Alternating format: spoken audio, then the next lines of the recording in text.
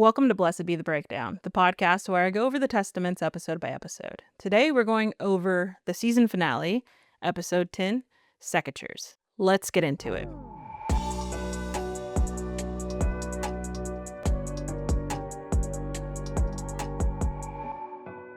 I'm going to be so real with y'all. I recorded a whole video and then my file got corrupted, so now I have to re-record it. So hopefully I remember everything I said because I really liked my first video. We start the episode out with Agnes reading the autopsy report for Dr. Grove. Now, it's here we learn we saw her stabbing him a few times, but it turns out she actually stabbed him multiple times.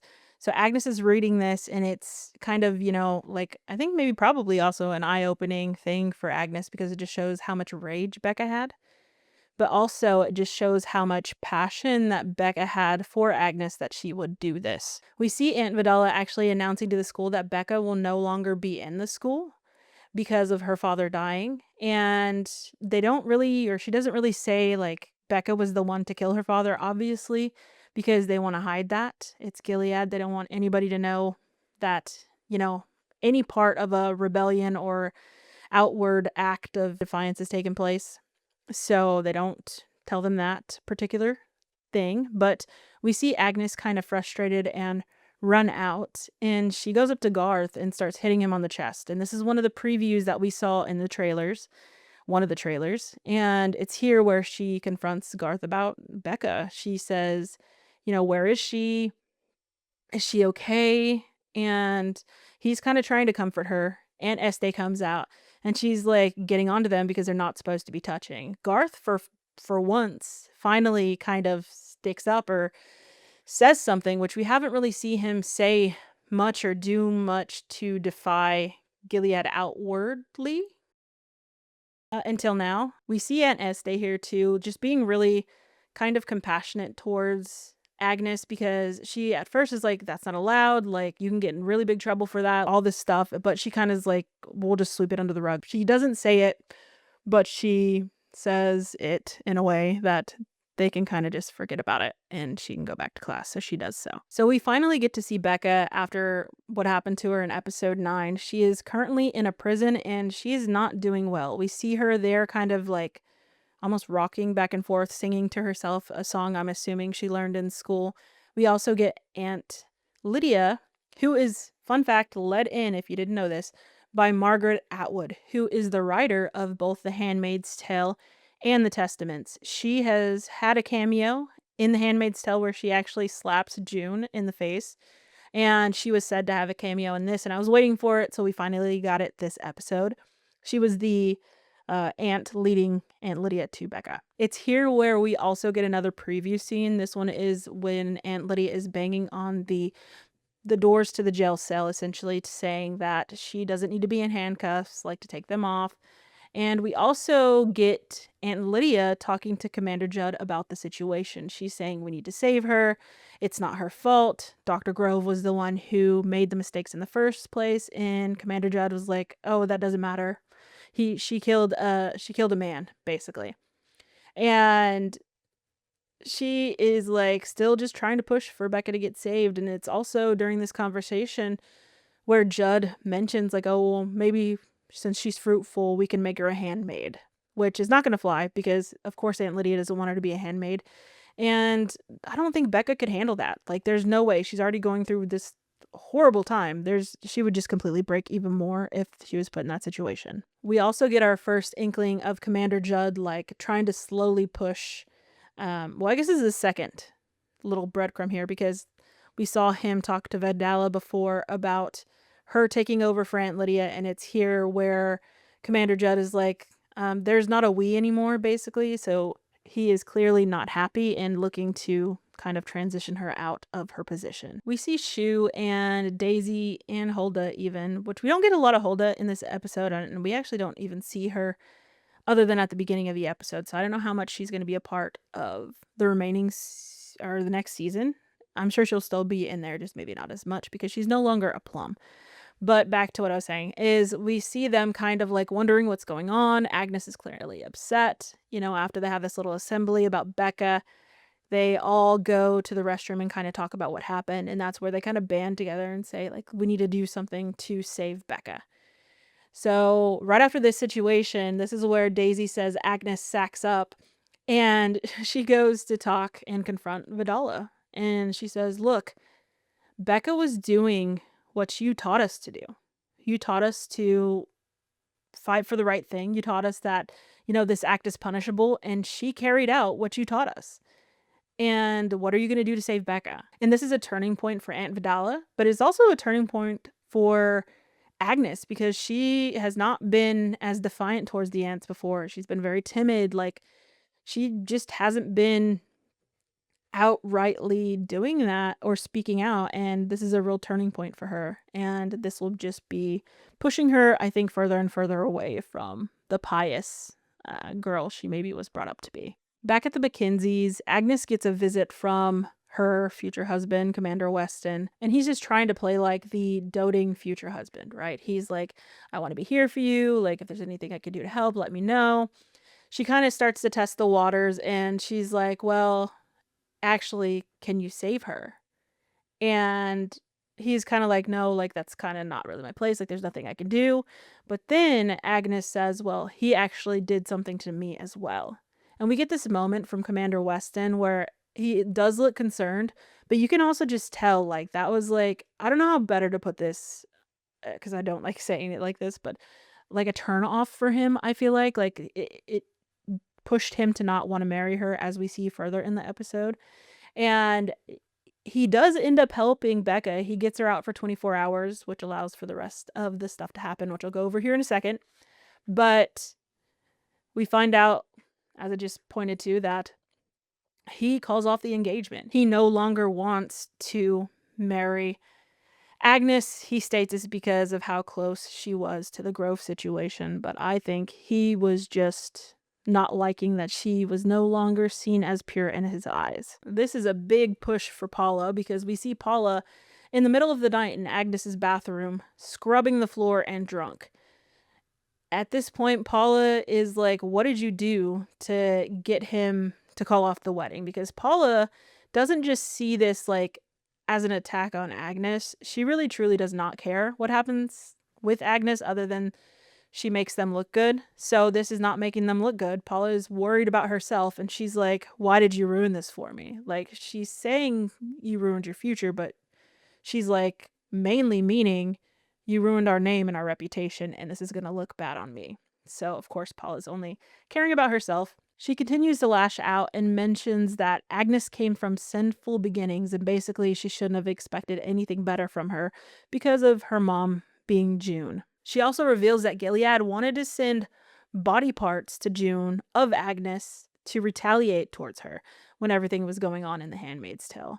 But Commander Mackenzie actually stepped in and put a stop to that, thankfully. And this also puts into light how different Commander Mackenzie is in the show versus the book, because he is adamantly sticking up for his daughter and really cares for her. And also shows how brutal Gilead is. They claim to be about the children, but obviously when it comes to retaliation, they don't care about children if they were willing to do that. So I think that also pushes Agnes towards the realization that Gilead is not as, this perfect little place that she originally had thought growing up. There was a point in the preview where we see Daisy kind of get stuck in front of these car lights, and at first I thought it was her getting caught, but it turns out it was actually Garth, I think, raising a red flag to Mayday that they needed to get Daisy out because she was starting to go off the book, essentially. We see Daisy being smuggled to meet June on the dock, and it's here where June is like, hey, we're taking you out. Like, you're not doing what you're told. You're not listening to your handler, so you need to come back with me. And Daisy's like, no, I'm making so much progress with these girls, and these girls truly like have a mind of their own. And she's kind of explaining, everything she's been through while being there. And it is during this where not only does June mention that her daughter Hannah is there, but Daisy mentions Agnes.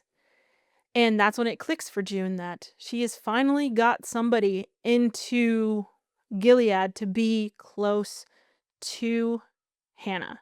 Now, if you're not familiar with The Handmaid's Tale, Hannah was Agnes's name before they were sent to Gilead. Now, there was a really sweet moment when all this was happening, and June is kind of like finally getting this little piece of knowledge. Like, she's finally made it close enough to have a sort of tie to her daughter in Gilead that's been different than the tie before. Her daughter's now a teenager. She's asking, is she happy? Her personality, and Daisy's kind of giving her these little inklings of Agnes's personality and telling her like how she is and like how they kind of relate and stuff. And it's such a sweet moment to watch. And June has been fighting so long for Hannah, and her getting even this just feels like a big win for her. And from the outside looking in, it's just like so heartwarming. And I think this really ignites the fact that, you know, we didn't get the ending of this episode that the book would have came to a conclusion for, because at the end of the book, Daisy and Nicole are reunited with June, who is her mom, or who is their mom in the book. Obviously, as we know, Nicole is not Daisy in the show. But what I will say is that June has kind of taken on a mother figure to Daisy, who no longer has parents.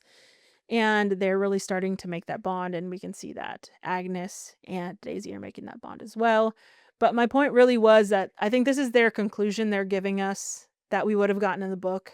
Obviously, it's not similar, but it's sort of like a little breadcrumb that we can hold on to until the end of the series, where I'm assuming, hopefully, they will finally be reunited. I think this whole conversation and how headstrong Daisy was with June really just showed June like that, okay, maybe Daisy is strong enough to be here. Maybe she can handle it.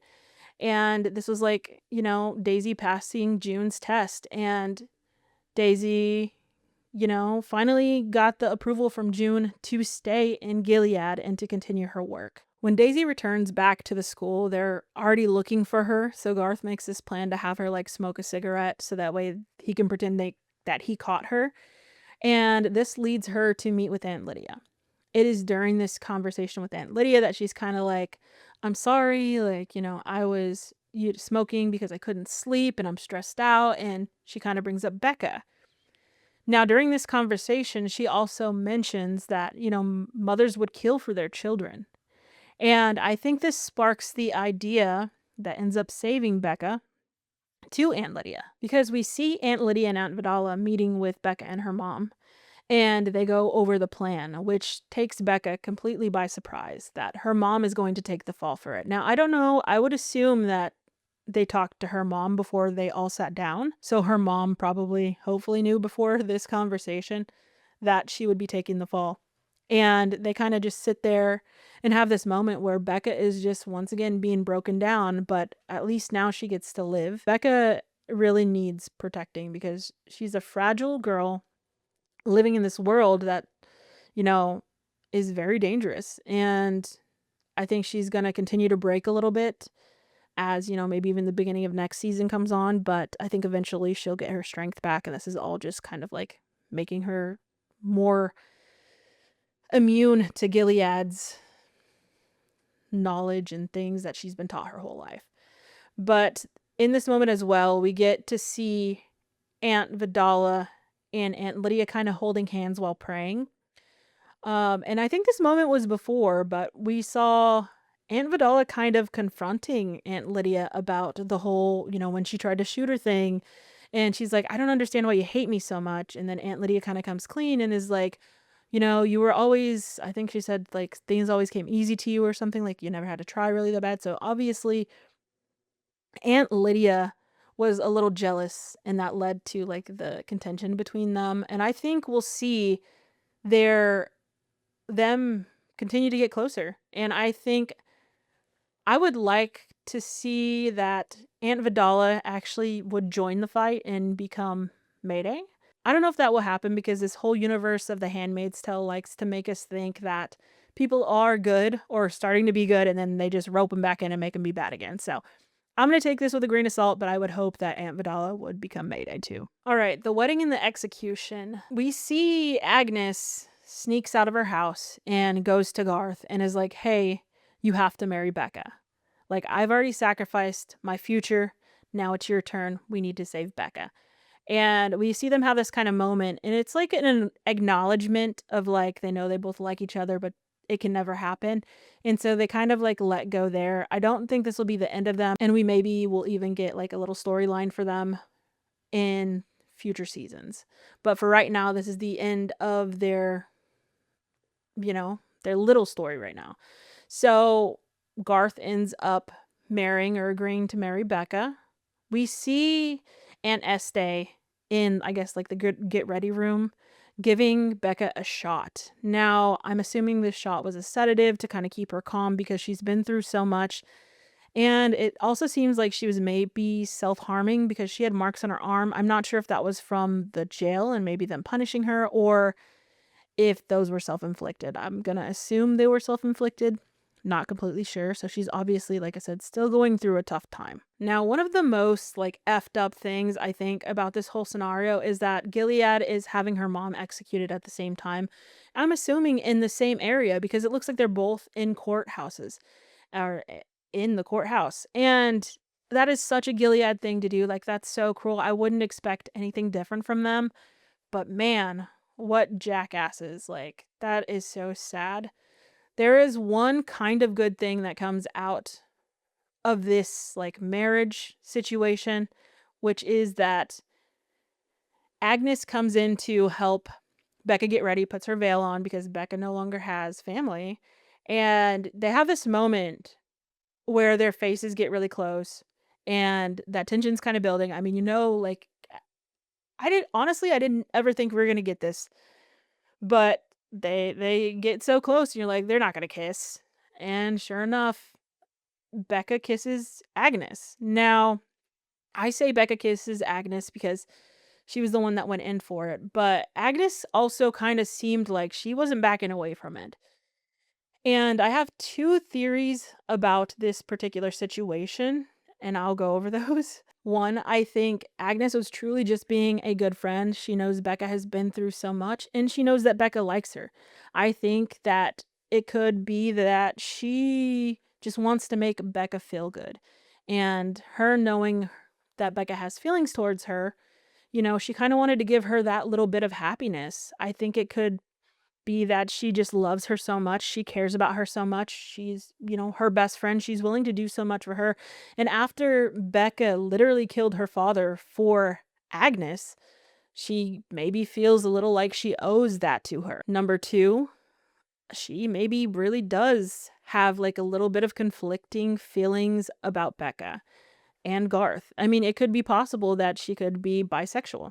And she could maybe be barely realizing that now because I have loved many of my friends, plenty of them. Never once have I kissed them to make them feel better. So, I mean, this is Gilead, very different world.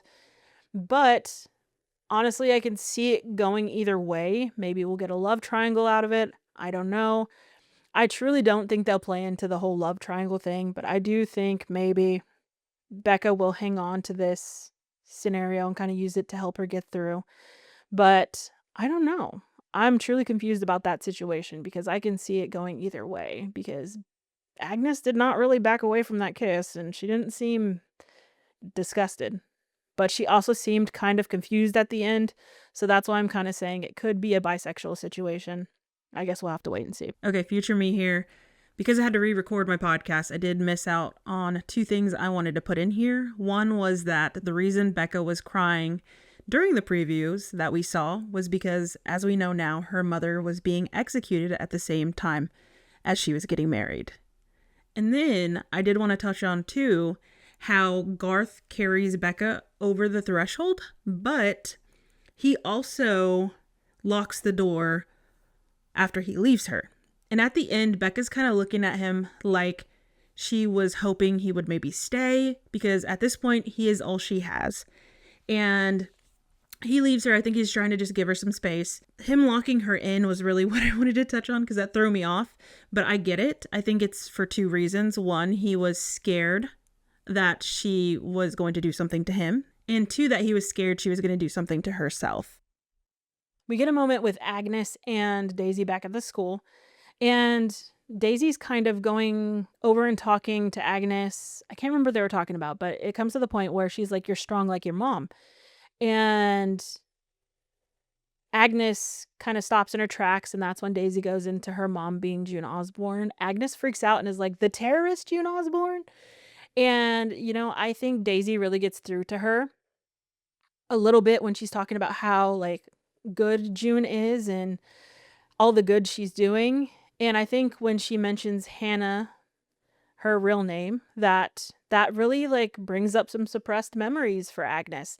And this is kind of the push she needed to get out of that Gilead mindset fully and kind of, like, remember who she was, who she was born to, who her mom was. And I really started to see June come out of Agnes this episode, like, severely more than we've seen it the whole season. We see Agnes back in her room. She pulls out the piece of paper. In season 5, episode 9, I believe it was episode 9 of The Handmaid's Tale, we see Agnes drawing a picture, and on the picture she writes Hannah. And they're not supposed to be writing, but she's in Gilead, and that was a moment in The Handmaid's Tale that we saw she kind of did remember who she was. And this is kind of coming, I wouldn't say full circle, but back to that. Maybe a pit stop on the way to the full circle, where she pulls out that drawing in the Testaments, and I think this is where it clicks for her. She goes to talk to Aunt Lydia, and Aunt Lydia's kind of like, you know, basically your reputation is tarnished because of this. We don't have any greens come back. You're the first green to come back to a plum, and we're gonna have to figure out how to navigate it. And that's when Agnes mentions her mom, June. I think she calls June a terrorist, and Aunt Lydia's like, I knew your mom well, and she never gave up. And she's like, we'll never give up either. And that really sets off, I think, their allegiance and the catalyst into maybe following a little bit like the book does, where Daisy and Agnes are really going to be the key players in helping Aunt Lydia get some of this information she's been collecting outside of Gilead to help bring Gilead down. So I really like how they kind of give us these little breadcrumbs there, because some of these things they're saying can have multiple meanings, and it kind of keeps us guessing, which makes the show so much more exciting. Towards the end of the episode, we see June walking out of her house, and there's a jar of honey there by her doorstep. Now, under that jar of honey, or in the lid of the jar of honey, we see a letter from Daisy.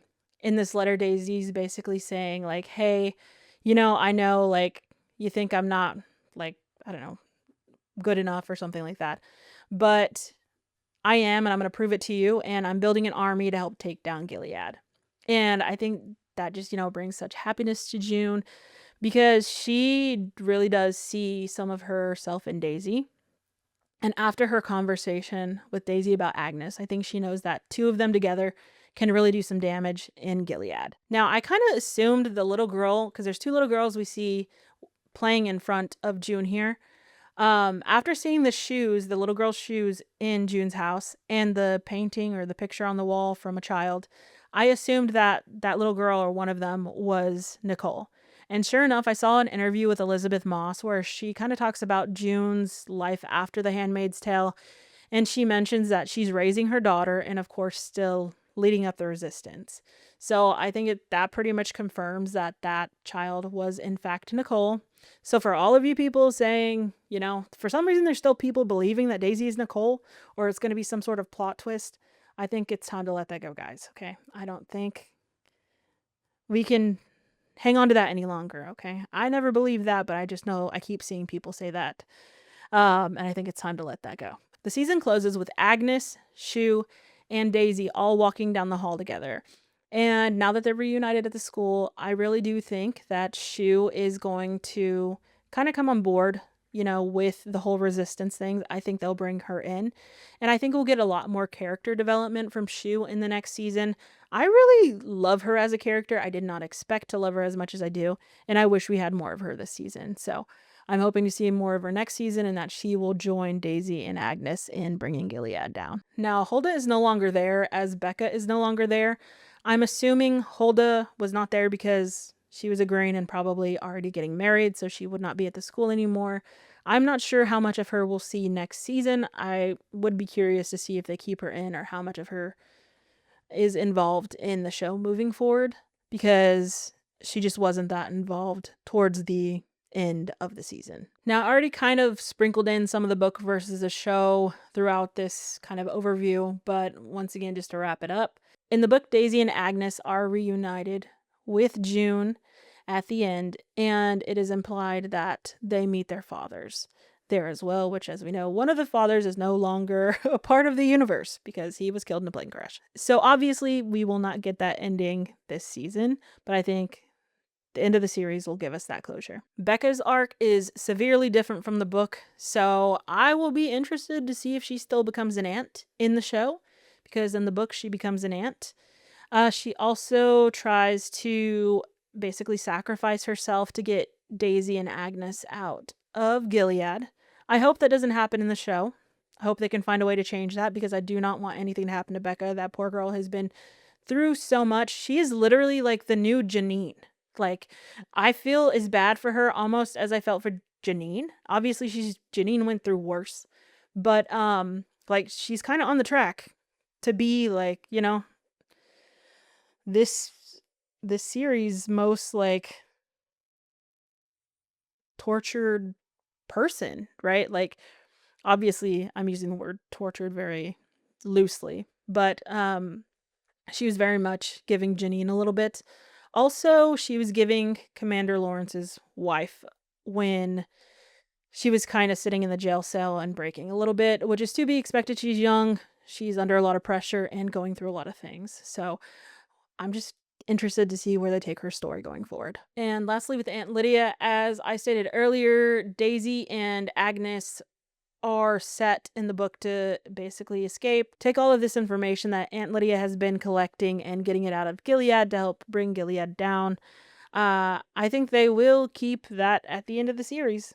I'm not sure how many seasons we'll get, but I think eventually it will come to that point. Just not anytime soon, because I'm sure they will have at least 3 seasons is my guess. I don't think we know much about season 2 yet, because I was watching an interview with Elizabeth Moss earlier when she kind of went over the testaments and everything. And she had mentioned that since it was barely renewed, which it was renewed very late, I didn't know like if it was gonna come back, and I thought the show was good. I think the show is good, so it being renewed very like late was very odd to me. But she mentioned since it was renewed so late, they don't have a lot laid out for it yet. There's not really a lot of like information to like not tell about, because nothing is really written yet. But she did kind of let something out that they're planning to have some other characters from The Handmaid's Tale come back. So I'm eager to see who that is, because she of course did not mention who could possibly return. My guess would be probably Luke. She would probably meet with Luke to tell him that, she knows that Hannah is alive and she has contact with her now, or somebody close to her now. Okay, and I wanted to answer a few questions about, I guess, some questions I'd seen online. So one of the common questions I'd seen online was, does June know that Daisy is going to be in school with Agnes? And if so, why did she seem so surprised when they met on the dock? So in that same interview with Elizabeth Moss, she says that June has an idea of where Agnes is, and that she could possibly be at this prestigious school. So though she knew there was a chance that Daisy could meet up with Agnes, it was never guaranteed. So when she finds out that they actually meet up, she is shocked, which is what we see. She's happy. She's like, yes, finally, we've gotten to the point where I've made contact with her. I saw a lot of people asking online too, how does Agnes know about June but not Garth? And this is just my opinion on the matter, or my 2 cents. I think it's because Agnes, one, of course, grew up with her mother, even though she didn't quite remember her because she suppressed those memories. But she grew up around the area where June was. So she would have heard murmurs of June. She would have heard all of the drama going on, right? There's certain things that she couldn't be sheltered from, right? Because we saw June breaking into her house when she was younger. We saw her meeting June when June was captured, when they were basically torturing June to try and get the information to find the other handmaids. So we know that Agnes was kind of familiar with June. But they moved Agnes away from June to a completely different town to put more separation and space between them. And those people from those other town, those children especially, would not have known about June, because Gilead is not going to let this information just fly around about a resistance or about somebody causing trouble, because they don't want to cause an uprising. So that would explain why Garth does not know about June. Now, we do hear Garth listening to June on Mayday Radio, but how would he know June's voice, right? They're not going to mention their names on Mayday Radio because if they do, that could lead to Gilead finding out who's a part of Mayday. So, though Garth was listening to her voice on Mayday Radio, he wouldn't have known that was June. I'm really excited to see the character development in season 2, how they play everything out, and ultimately, in total, how the series will end eventually. I thought this was a very good series so far, and I am shocked at how much I liked it, to be honest. Now, that's a wrap for me on season 1 of The Testaments. I covered every episode. Usually, I like to take a break after the show ends, so I'll probably take a 2-week break. But honestly, since I pigeonholed my content so much around these specific shows, I don't really have a game plan for what I'm going to cover between the seasons. So if you want to hear more from me, I will gladly continue to make content maybe on other shows the actors are in, kind of going over those shows. I did watch Imperfect Women, which Elizabeth Moss is in. That was a great show. So if anybody would be interested in hearing some information on those other shows, or just maybe an overview of the book, going through other deep dives of things, let me know what you want to hear and if you want to continue hearing content from me, and I will gladly continue to make it because this is just so fun for me. Once again, thank you for all the support. Thank you for watching me or listening to me. Go check me out on social media. I usually will post there regardless. And as always, blessed be the fight.